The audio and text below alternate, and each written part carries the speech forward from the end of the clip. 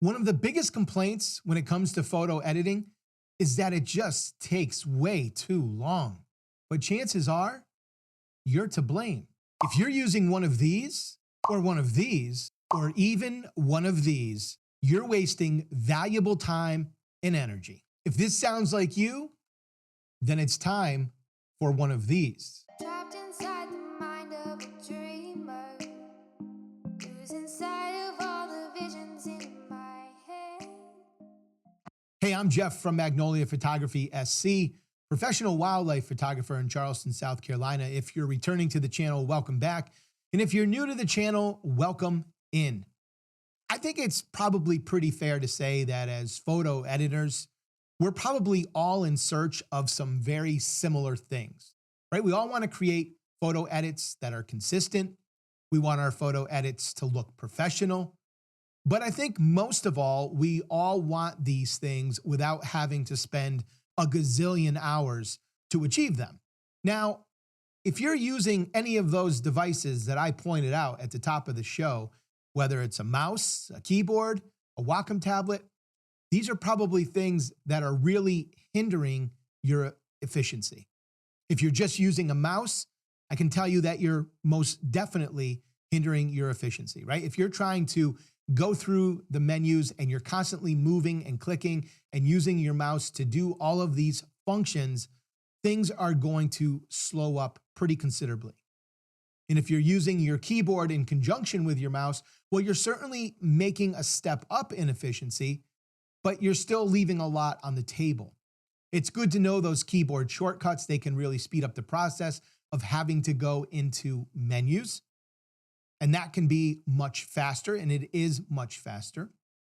But maybe you're using a Wacom tablet. Maybe you're using a mouse and a Wacom tablet kind of in conjunction. Maybe you're just using a Wacom style tablet just by itself and kind of using the pen to go to the menus or do certain functions. But the Wacom tablet is, generally speaking, is going to increase your efficiency here because it's got programmable buttons, right? So you can easily access some of the features within your program without having to, again, deep dive into menus or stop and look at your keyboard to do different things. But I don't know that the Wacom tablet, yeah, it gets you a little bit more efficiency, but I don't know that it's all that much more. And that was kind of the, I don't know, epiphany I had a little over a month ago. And that's why I wound up getting this TourBox at that point. So I used the Wacom tablet back when I was doing, mainly wedding photography and portrait photography. So I had gotten it in like 2013, 2014, and I used it for probably a good 5 or 6 years. And then I started to find that I was getting more and more away from it. And so I stopped using it. That is until about a little over a month ago when I, dusted it off and brought it back out. And I thought, well, let's give this another try because I kind of had some success with it in the past. And I was just looking for ways to make my editing process more efficient. And I started using it and I realized, you know what, this is even worse than I remember. And it's a great product. Don't get me wrong. The Wacom tablet, for many different types of users, graphic artists and those types of things, these are great products. They're quality products. And for the person in the right situation, under the right circumstances, this is a valuable tool. But I think for photo editing, and this is what I kind of had to sit back and think about, was why isn't this working the way it used to? And it finally hit me that when I first purchased this tablet, I was using Lightroom and Photoshop. And at that time, Lightroom wasn't as advanced with the editing features that it has today. And what I was finding is that I was spending probably 50 to 60% of my time editing in Photoshop, right? Doing those more complex edits that were required of me at that time. And so it made sense. The Wacom tablet was very useful for that instead of trying to use a mouse for everything. It slowly went away though as Lightroom increased its features and its editing capabilities. And then when I tried to go back to it a little over a month ago, of course, I'm now using DxO Photolab, I was finding the same thing. There was like less than 1% of the time that I was actually going to the Wacom tablet to use it for the way I like to use it. I don't like to use the stylus to access menus and do different things with the Wacom tablet. I prefer to use the mouse to do those things. I'm much faster doing it that way. But I liked the Wacom tablet when I was actually doing my physical edits. But everything is so slider based now.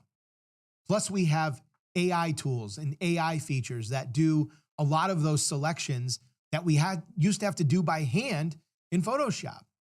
That has saved a lot of time when it comes to the editing process. So I find that the Wacom tablet has become obsolete for me. I really don't need to use it anymore.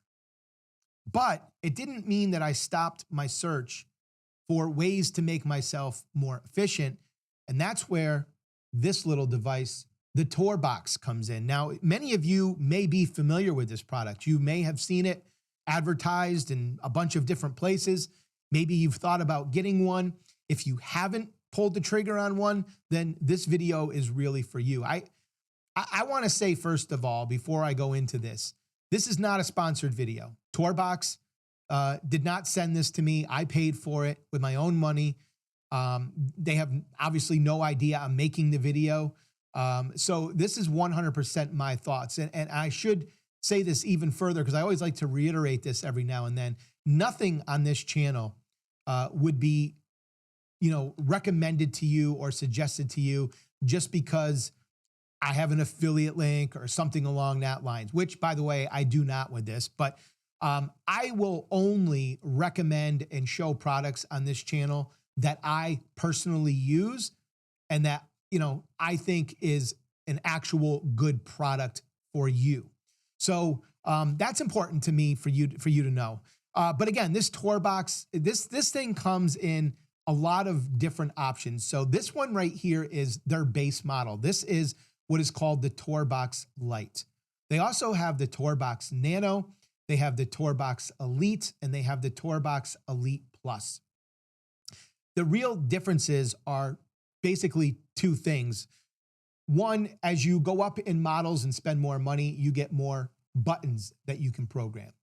And two, some of the upper models, I think it's the Elite Plus and the Elite, they have a whole breakdown on their website at tourbox.com where you can kind of compare and contrast the features to see what matters to you. So you can double check this, but the upper models have the option for Bluetooth, right? So I have to work with this wired. It's just a USB-C to USB-C connection.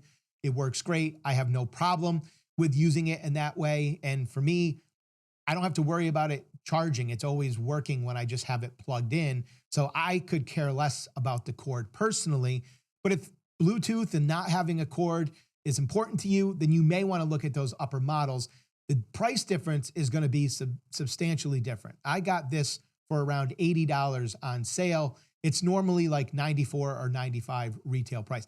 Very affordable, very reasonable. When you go up to the higher models though, you're getting up into the $300 range. That starts to get pretty pricey for one of these boxes. Let me tell you why I went with the cheapest model. One, I don't care about the Bluetooth features. Two, what I have learned over the years of using products like this is I don't want too many options when it comes to programmable buttons. I find, and this is what I found with the Wacom tablet when I was using it, that had a lot of programmable button options, and you could push a button and it would go down another layer, and you push another button and it goes down another layer. You can do something similar to that with this, but this has all of the buttons that I need for my editing workflow. If I start adding too many buttons in and I start programming too many things, it becomes more and more difficult for me to remember which button does which. And I can tell you right here and now, that frustrates me. And when that frustrates me, I am far less likely to want to use it, because then it becomes a hassle. Then you're starting to lose the whole point of having an efficient system. If you can't remember the buttons, it just becomes useless to you at that point. It becomes a real problem to do your editing. So this is something that you will have to kind of evaluate yourself and kind of reflect about how you edit, what your editing style is like. Would having too many options frustrate you and deter you from using it? Would you rather do something like I'm doing, go with a few less buttons, but know the process inside and out and get the most out of your device? that's the route that I went. Another pretty interesting thing about these TourBoxes is when you get them, depending on what software you're using, they do come preloaded. Like, so if you're using like Adobe Premiere, Lightroom, Photoshop, they have like 4 or 5 presets, if you will, where those are already preloaded and they've already programmed the buttons to, kind of get you off to a good start. I personally don't like that. I mean, it's nice that they do that, but I like to kind of start from scratch. And not to mention, I don't use any of the programs that the presets included. So I use this box for my editing in DxO Photolab. And I also use this box in Filmora 14, which is what I use to edit my videos right here on YouTube. So I can program this for DxO, and I can program this for Filmora 14, and I could program this for any other program that I wanted to. I just have done those 2 so far because that is really where I do the majority of everything I'm working in, and it works beautiful. I know exactly what buttons do which, and it took me really probably like 2 days to really kind of feel comfortable with, my button selection, my button programming. It's super, super easy to program, and it just makes editing so much faster and so much easier because I can now use this in my left hand, use my mouse in my right hand. My mouse works my sliders and it works going through certain things in the editing program. But when I want to pull up a specific feature function, if I want to adjust my brush sizes, all of that is programmed in here. And what's so cool about this is the size of it, right? It makes it so easy to use. I don't have to ever take my eyes off the screen to look at this device to see what button I'm pushing. With the Wacom tablet, I had to do that constantly. It's more spread out.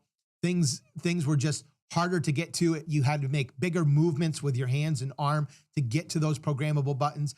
It wasn't the most convenient for me. And so this is super convenient. It's made out of like a plasticky material, this Lite version, right? The TourBox Lite.